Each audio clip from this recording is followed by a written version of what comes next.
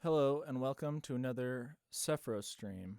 Today is going to be a short stream just showing you how you can use the Ableton external instrument to send Midi to different plugins throughout Ableton. Specifically, I'm going to first answer a request to show how to, and I'm turning my voice up here, I'm going to show you how to use Rift in a way where it key tracks, so the pitch tracks. So let me dive in and show you what I'm talking about. All right, so here we go. We're back in Ableton, and here is a phase plant. So say instead of a sine wave oscillator, I just have some noise, right? And we're actually going to use Rift as the tonal part. So for now we have this. We might put a filter. Let's use the nonlinear filter here. Put it on tubular and high pass. Band pass maybe. And let's just make a quick little sound here. Let's modulate the drive, the Q, the cutoff a little bit.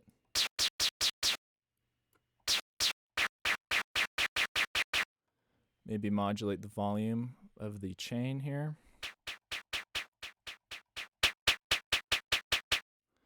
Make this a little bit more percussive. All right, so we have an impulse. Now let's get our Rift, and we're going to plop that right after the phase plant. So by default, Rift has a drive of 3 dB, just to be aware of that. By default, it is driven, so let's turn that down a little bit just for now. And the first thing we're going to want to do is open up the Advanced tab here. And we can have two things that key track. One is this resonator section, which is basically a comb filter / physical modeling engine. And over here we have the filter, which also can key track. So let's first get the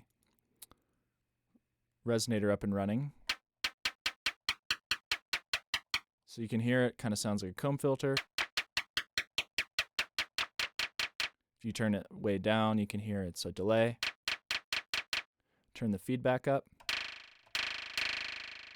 And we're starting to get a tone. So I'm going to play various notes on my keyboard. And it's not key tracking. So we have this tune option here. We can click that. We can open up this tuned, and we can select comb or Midi. So let's select Midi. I was just playing different notes, and it's still not key tracking. This is just a little quantizer here, but we're not going to use that right now. So how do I get it to key track? Well, we're going to go into a phase plant here, which is our impulse, and I'm going to group it, open up the chain, get an external instrument plugin out of the Instruments tab in Ableton, and we're going to go Midi to the channel we're on, and then it's going to default to Rift. Now, let's go back a step. Let's choose no output, and let's say we have something else on this chain as well, right? Let's say it's Trash 2. Trash 2 can also receive a Midi note.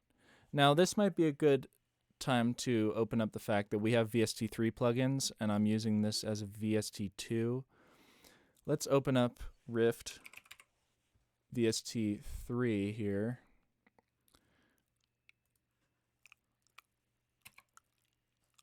And let's open up this little tab here. And we can actually choose a side chain here. We can, well, actually, this is an XY graph, and these are things that you could modulate with the XY graph. So that's not a side chain. if you could choose a sidechain, like here on Trash VST3, you can see it has a sidechain tab, and we could choose Midi, and then it's going to listen to the audio, not the Midi. So back to what we were doing with the external instrument. This is how we get Midi into Rift. Now that we have two plugins that could both receive Midi, and we choose the channel that we're on. Oh, this still just defaults to Rift. That's because Trash cannot receive Midi. Let's choose something that can receive MIDI. Let's do Gatekeeper, right? Some people might use this to do their side chaining. So now if we choose the channel we're on, you can see there's another drop down and we can choose which we want to send to, either Rift or Gatekeeper. So let's get rid of Gatekeeper. We want to send the MIDI to Rift. And now if we turn up the resonator,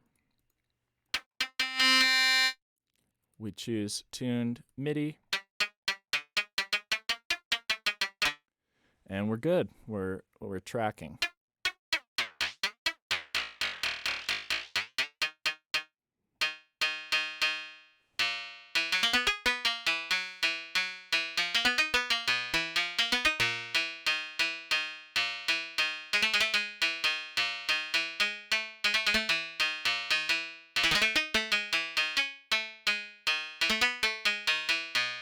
Okay, so that's great. We have the spread function. Gives us some nice separation between the left and the right. And let's see. Now let's go to the filter. Now there is no routing matrix in Rift, but I think by default the audio that is going through the resonator then goes through the filter. Let's test it out. Yes. So let's choose a cool filter. Let's go, I don't know, overtone. And let's do the cutoff down more and boost the resonance.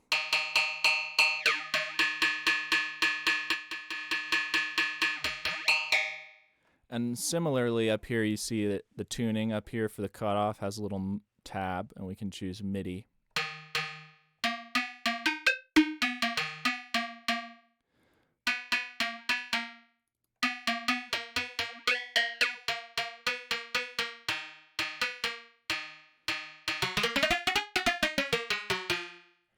Now, if anyone who works at Rift ever sees this video, please make this retriggerable. You can see that there's a sync option, but I don't think there's any option to make this triggerable by the MIDI, which I think is a little silly. I don't know how you guys overlooked that, but there is no way to trigger the multi-stage breakpoint envelope with MIDI. I don't think. ADSR maybe?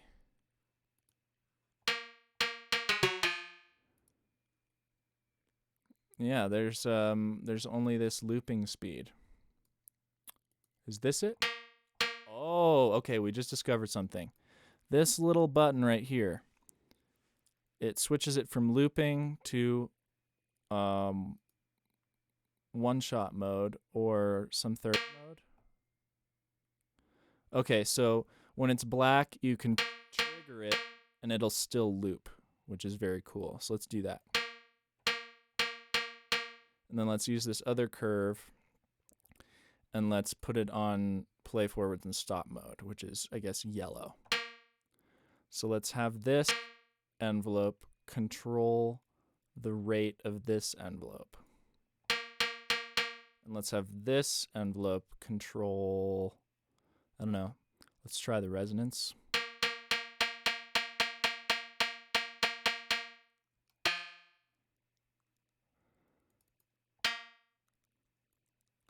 Let's have it start slower and then get faster.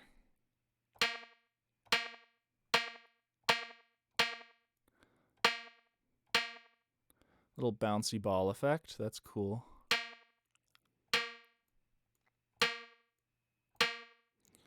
We'll probably hear it more if we do the cutoff as well.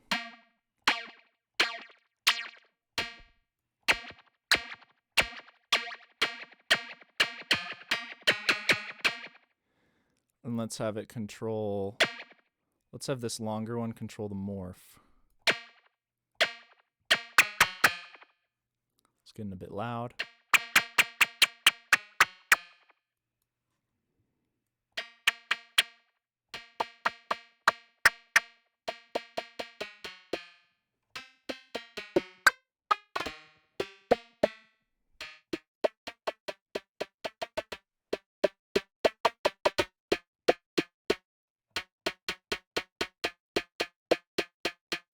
Let's try some different filters.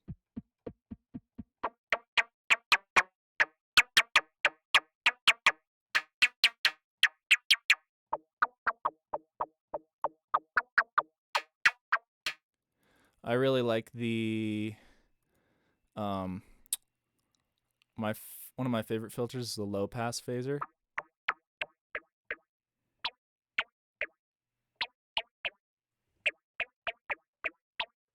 Put a little reverb.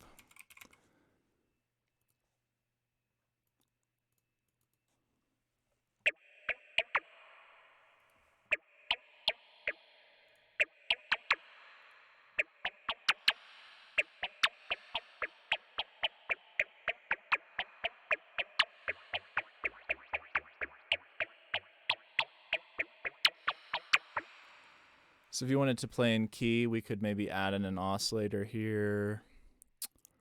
Let's do like a saw wave. Send it to lane 2. Output, lane 2.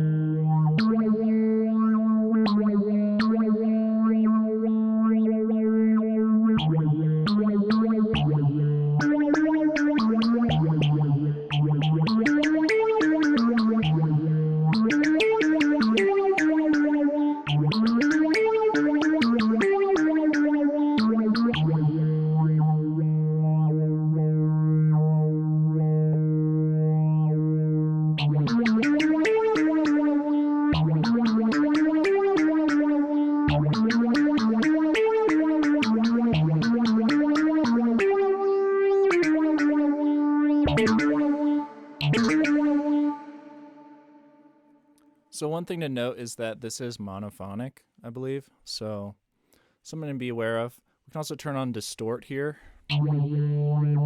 That way when you drive the feedback, it starts to clip.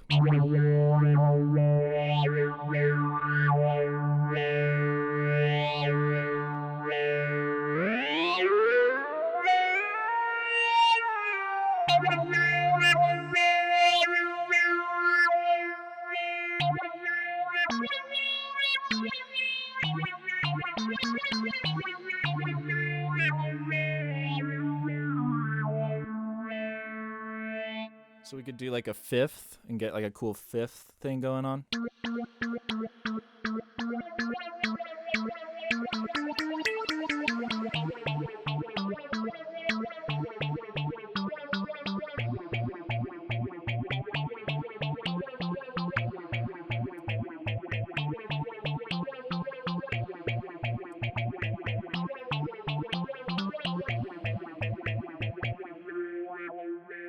Another thing I've been wondering is, does this all go through the distortion? I don't think so. I think the distortion goes first. It would be great to be able to change the signal flow in here, but let's do some wave folding.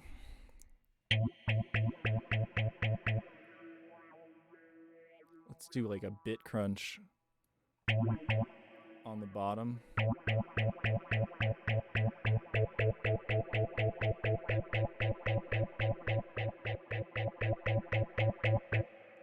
Let's kind of modulate that blend.